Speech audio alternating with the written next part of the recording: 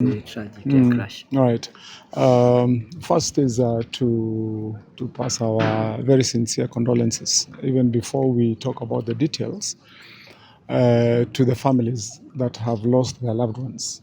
We lost 4 people who are staffers of AMREF in the aircraft, and we lost 2 of our people here in Mwihoko, a father who is a business person and a child. We have a lot of other people affected who are in here, probably about 22 of them, whom we've been consoling and also sending our message of goodwill to. From what I've been able to gather, especially from the teams that are here on ground, we have the AMREF team, we've got our team from the police, from the military barracks that are just near here, our local administration and the officials of the county government. The accident seems to have had its impact in various homes, kind of implying that there was a disintegration of the aircraft when it was still up in the air for it to have affected so many homesteads. As we've seen, there's a home that was fully burnt to the ground. There is another home here that was reduced to rubble.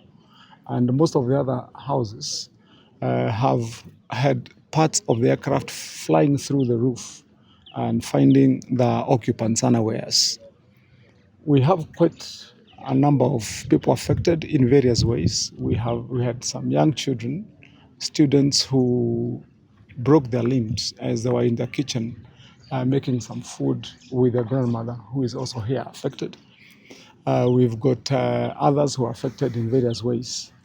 And first is to thank God that it was not worse than it should have been. Mwihoko is a very highly populated area, We've got a university here, Kerere University, just a few meters from here, where the concentration of students is very high. We've got the high-rise buildings there, the flats, and the main business area where we've got thousands of people at any one time per square 10 meters or so. And so there is no place where an accident happens you would say it's better, and there's no lesser life. Neither is there lesser evil in this kind of case.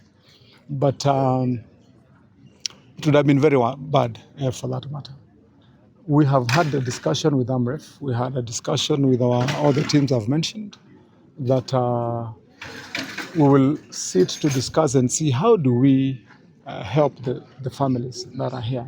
Currently, what has happened is that all those families affected have had to get shelter, courtesy of the goodwill of neighbors. That's where they're staying. Most of them, because their homes were reduced to nothing, having to fully depend on those families, and that is why, as the county government, plus other people of goodwill, we have taken it up and we will be assisting them to at least make do for the time being in accommodation, and especially gain treatment, and more than anything else, counseling, so that we can reintegrate them and get them back to at least feel that they still belong and they can still live within this community. So they're all here. We've asked them to all assemble here. We will be following up. I've promised that we will be having a discussion with AMREF. We need to provide immediate solutions, because we don't expect that those families are going to be accommodated by neighbors for a long time, because it's not in the plan of neighbors for that matter. Again, when it comes to other remedial measures, and especially restorative, where homes have been destroyed and these families have nowhere else to go to, we'll also need to provide very immediate solutions as to how are they going to be accommodated. They still have families. There are some families whose homes were burnt, but they're still there. They didn't lose a loved one, but they need shelter. So that we'll be looking at.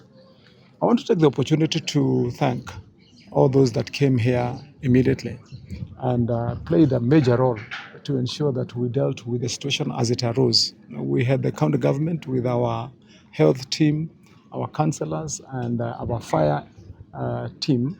We have the nearby military base also. They also came in handy and did quite a lot of good work. We have the local administration from the chiefs and that line of administration. They did quite a lot. And mostly we also have our elected members here. We have the member of the county assembly here who was first hand here, and he kept on updating me on what was happening, because when this happened I was a little away. I was attending a session which I had to leave in parliament. And also we had the county government officials who came in very, very handy. AMREF also dispatched a team here quickly, and they are still here on site, helping us to manage the way the site is. And we will keep vigil to ensure that that things roll out and happen the way they should. We have a report of a young man whose family was affected, but as of this time, when they came from hospital, he's not known where he is right now. He's disappeared. Not disappeared because he was fatally injured, but probably because out of the trauma of the kind of accident that happened when they were just, least expecting and in their house. It can disorient, especially a young child. He's a student, and we've agreed with the local administration that they're going to help us, plus our police and the instruments, and us with our network to make sure that we locate him.